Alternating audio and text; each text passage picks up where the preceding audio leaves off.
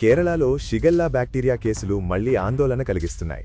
తాజా సమాచారం ప్రకారం కోజికోడ్ జిల్లాలోని పెరువాయల్ పంచాయతీ పరిధిలో కొత్తగా 12 మందికి ఈ ఇన్ఫెక్షన్ సోకినట్లు నిర్ధారణయింది. ఈ వ్యాప్తికి సంబంధించి ముఖ్యమైన వివరాలు ఇక్కడున్నాయి. తాజా పరిస్థితి మార్చి 2026. కేసుల పెరుగుదల. పెరువాయల్లోని ఎరంజికల్ ప్రాంతంలో ఒకేసారి 12 కేసులు బయటపడటంతో అధికారులు అప్రమత్తమయ్యారు. ప్రస్తుతం సుమారు 51 మంది వైద్యుల పర్యవేక్షణలో ఉన్నారు. మరణం. ఇటీవల కుట్టికాటూరు ప్రాంతానికి చెందిన 3.5 ఏళ్ల చిన్నారి ఈ బ్యాక్టీరియా సోకి మరణించడం తీవ్ర విషాదాన్ని నింపింది. అధికారుల చర్యలు. ఆరోగ్య శాఖ ఇప్పటికే ప్రభావిత ప్రాంతాల్లో బావుల క్లోరినేషన్, సూపర్ క్లోరినేషన్ చేపట్టింది. కలుషిత ఆహారం, నీటి ద్వారా ఇది వ్యాపిస్తున్నట్లు అనుమానిస్తున్నారు. షిగెల్లా అంటే ఏమిటి? ఇది షిగెల్లోసిస్ అనే అంటువ్యాధిని కలిగించే ఒక రకమైన బ్యాక్టీరియా. ఇది ప్రధానంగా పేగులపై ప్రభావం చూపుతుంది.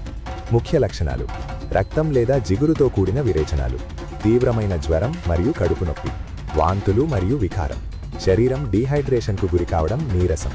వ్యాపించే విధానం: కలుషితమైన నీరు తాగడం లేదా నిల్వ ఉన్న ఆహారం తినడం ద్వారా. బాధిత వ్యక్తి మలం ద్వారా ఈ బ్యాక్టీరియా నీటి వనరుల్లోకి చేరినప్పుడు. పరిశుభ్రత పాటించకపోతే, చేతులు సరిగ్గా కడుక్కోకపోవడం ఒకరి నుంచి ఒకరికి సులభంగా వ్యాపిస్తుంది.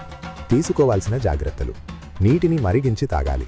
పచ్చి నీటిని నేరుగా తాగకుండా బాగా మరిగించిన తర్వాతే తాగాలి. వ్యక్తిగత పరిశుభ్రత: ఆహారం తినే ముందు టాయిలెట్ ఉపయోగించిన తర్వాత చేతులను శుభ్రంగా కడుక్కోవాలి. తాజా ఆహారం: పండ్లు, కూరగాయలను శుభ్రంగా కడిగి వాడాలి. బయటి ఆహారం తీసుకునేటప్పుడు జాగ్రత్త వహించాలి.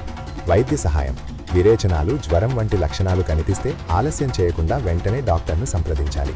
మీకు లేదా మీ పరిచయస్తులకు ఎవరికైనా ఇలాంటి లక్షణాలు కనిపిస్తున్నాయా?